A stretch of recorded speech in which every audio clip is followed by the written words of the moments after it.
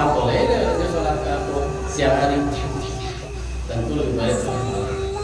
Ketika telah diturunkan perintah sholat 5 waktu, yang kata Rasulullah, as-sholatu imaduddin, sholat ini adalah qiyam. Kawan aqamaddin, barang siapa yang menegakkan sholat ini, dia menegakkan agama ini.